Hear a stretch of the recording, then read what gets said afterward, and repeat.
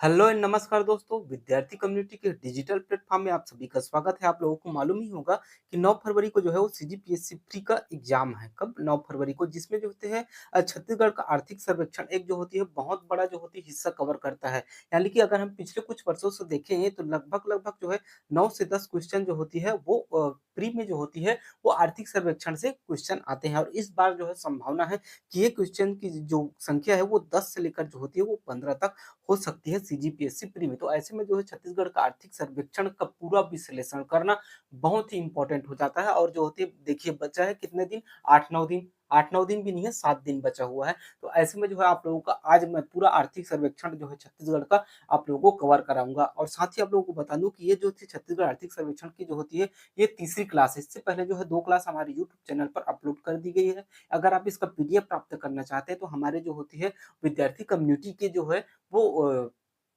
Telegram channel से जो होती है इसका पीडीएफ प्राप्त कर सकते हैं। इसका लिंक जो होती है आप लोगों को वीडियो के फर्स्ट कमेंट में मिल जाएगा, या फिर जो होती है आप लोग सर्च कीजिएगा टेलीग्राम में विद्यार्थी कम्युनिटी, तो भी आपको उसका लिंक मिल जाएगा। तो चलिए आज का सेशन हम स्टार्ट करते हैं। आज का हमारा पहला और महत्वपूर्ण टॉपिक है लोकवित्त। लोकवित्त के मतलब होता है राजस्व आय और राजस्व व्यय कितना है, कर राजस्व कितना है, इससे संबंधित क्वेश्चन जो होती है बहुत सारे आते हैं। और आप लोग जो सीजीपीएससी प्री का जो तैयारी कर रहे हैं तो मैं इतना मानकर चल रहा हूँ कि कुल प्राप्तियां क्या है, कुल व्यय क्या है, राजस्व अनुमान क्या है, ये सारी जो होती है इससे संबंधित जो जानकारी है वो आप लोगों को मालूम होगा। मैं आप लोगों को डेटा और फैक्ट ही बताऊंगा और जो होती कोशिश करूंगा कि जो होती है आप लोगों को पूरा रिवाइज करा पाऊं। तो चलिए आज का सेशन जो है हम स्टार्ट करते हैं। सबसे पहले देखते हैं हम बजट अनुमान 2023-24 में कुल प्राप्तियों की अगर मैं बात करूं तो जो है इन कुल प्राप्तियों में जो होती है 1,21,500.73 करोड़ रुपए जो है वो कुल राजस्व प्राप्तियां हैं। और इसमें भी जो अगर हम कुल व्यय की बात करें तो कुल व्यय जो होती है वो है 1,21,500 जो होती है करोड़ रुपए। और ये जो राजस्व प्राप्ति भी होती है ना, तो राजस्व कुल प्राप्ति में जो होती है दो प्रकार की जो होती है प्राप्ति होती है।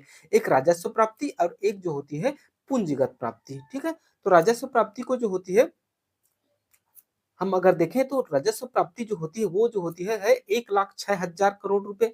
वहीं अगर हम पूंजीगत प्राप्ति की बात करें तो पूंजीगत प्राप्ति जो होती है 15,000 जो होती है 500 करोड़ रुपए है। अगर हम जो होती है व्यय में देखें तो इसमें भी जो दो तरह का व्यय होता है, एक राजस्व व्यय होता है और एक जो होती है पूंजीगत व्यय होता है। इसमें अंतर देखें तो राजस्व व्यय का मतलब होता है कि व्यय करते हैं लेकिन उससे जो होती है सरकार को कोई भी जो होती है विनिर्माण निर्माण या फिर धनराशि जो होती है प्राप्त नहीं होती है। यानी कि जैसे कि वेतन भत्ता देना, सब्सिडी देना और जो होती है अपना जो है ऋण देना, ये सभी जो होती है राजस्व व्यय के अंतर्गत आते हैं। जिसमें जो होती है छत्तीसगढ़ का 2023-24 के बजट के अनुसार जो होती है 1,00,000 जो होती है 2,500 करोड़ रुपए जो होती है वो राजस्व व्यय है। और अगर हम पूंजीगत व्यय की बात करें तो पूंजीगत व्यय से जो होती है हमें जो होती है निर्माण के रूप में जो होती है धन संपत्ति के रूप में जो होती है हमें कहें तो रिटर्न प्राप्त होता है। जैसे कि जो होती है कोई चौक चौराहा बनवा दिए, कोई चौपाटी बनवा दिए, कोई अस्पताल बनवा दिए, कॉलेज बनवा दिए, तो ये सभी जो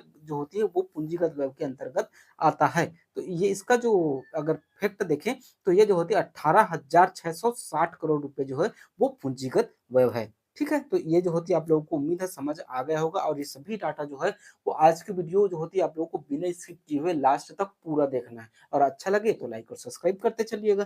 ठीक है, तो चलिए देखते हैं। और राजस्व अनुमान 2023-24 की बात करें तो राजस्व प्राप्तियां कितना है, तो 1,06,000 करोड़ रुपए है। ये आपको दशमलव के बाद अंक को जो है याद करने की जरूरत नहीं है। इतना अगर आप लोग को याद रहेगा 1,06,000 तो आप जो होती है वहां टिक लगा लेंगे। ठीक है, तो राजस्व अनुमान कितना है, तो राजस्व प्राप्तियां जो होती है 1,06,000।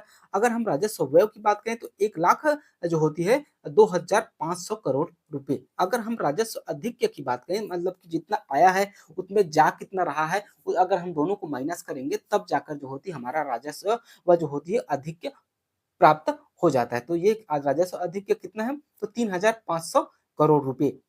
अगर हम बात करें कुल राजस्व प्राप्तियों में पिछले वर्ष की तुलना में जो होती है वो 8.27% जो है वो वृद्धि अनुमानित की गई है। चलिए बढ़ते हैं आगे हम। अब हम देखते हैं राजस्व प्राप्तियां, कुल राजस्व प्राप्तियां, तो कुल राजस्व प्राप्तियों में जो होती है कर राजस्व का योगदान जो होती है वो 72,800 करोड़ रुपए है।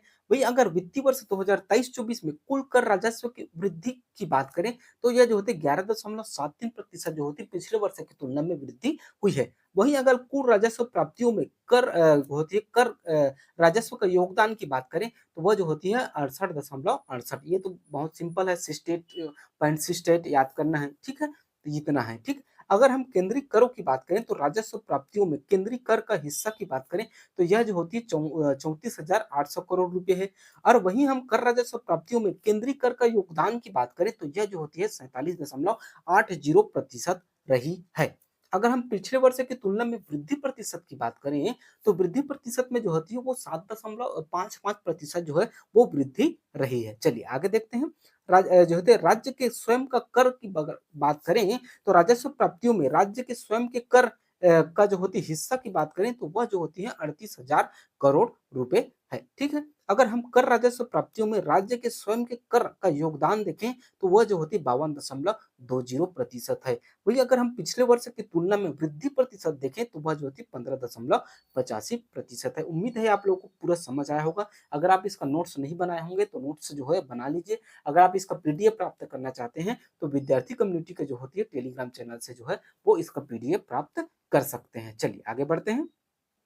आगे दिया हुआ है गैर कर राजस्व में गैर कर राजस्व प्राप्ति। चलिए देखते हैं कुल जो होती है राजस्व प्राप्ति में अगर हम गैर कर राजस्व प्राप्ति का योगदान देखें तो 33,200 करोड़ रुपए है।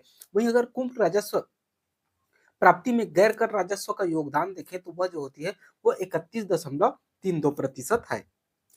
और अगर हम वहीं जो होती है पिछले वर्ष की तुलना में वृद्धि दर को देखें तो वह जो होती है 1.38% रही है, ठीक है। ये देखिए ये सभी डाटा फैक्ट जो होती है बहुत ही इंपॉर्टेंट है सीजीपीएससी प्री 2024 के लिए, क्योंकि जो होती है अगर हम पिछले एग्जाम की बात करें तो जो है डायरेक्ट जो होती है एग्जाम में क्वेश्चन आता है कि गैर कर राजस्व प्राप्ति में जो होती है कर राजस्व का हिस्सा कितना हजार करोड़ रुपए है। तो देखिए डायरेक्ट दिया हुआ है 32,000 करोड़ रुपए।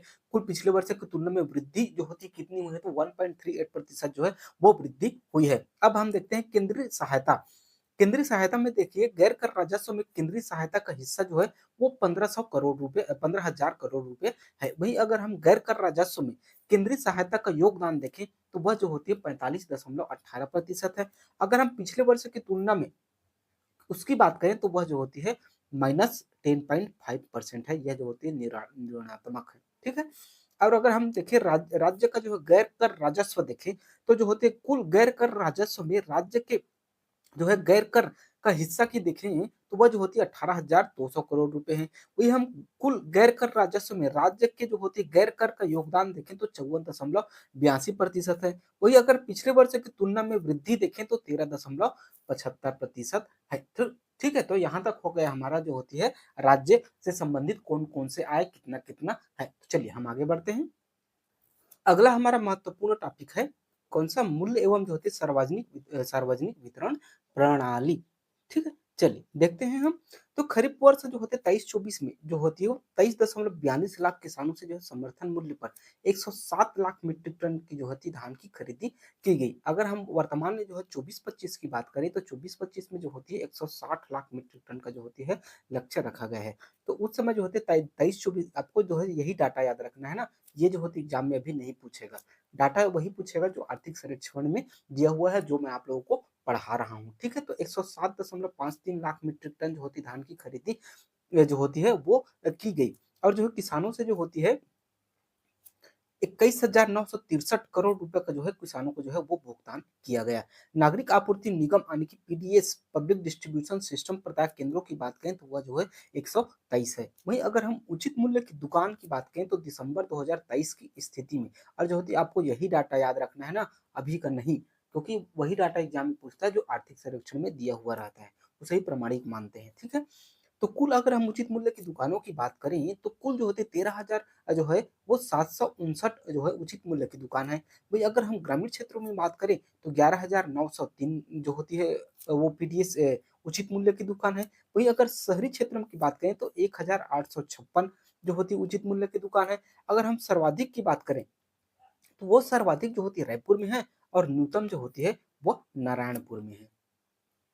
चलिए आगे देखते हैं। अगर हम जो है दिसंबर 2024 की स्थिति में प्रदेश में जो है राशन कार्ड की संख्या को देखें, तो राशन कार्ड की संख्या जो होती है वो है 76,54,779 जो होती है वो राशन कार्ड जो है छत्तीसगढ़ में है। अगर हम सर्वाधिक राशन कार्ड धारियों की संख्या को देखें, तो वह जो होती है रायपुर में जो होती है सर्वाधिक है।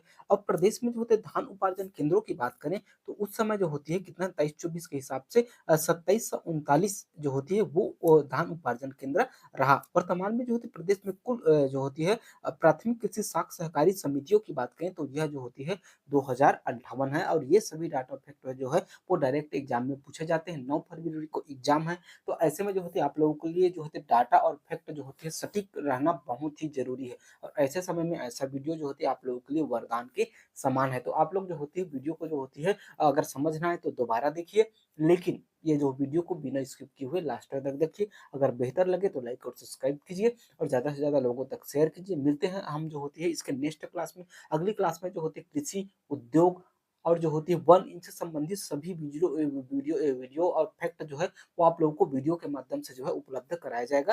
तो लगभग जो होती है ये नेक्स्ट वीडियो को भी जो है आप लोग जरूर देखिएगा। तो मिलते हैं नेक्स्ट वीडियो में, तब तक के लिए जय हिंद, जय भारत, जय छत्तीसगढ़।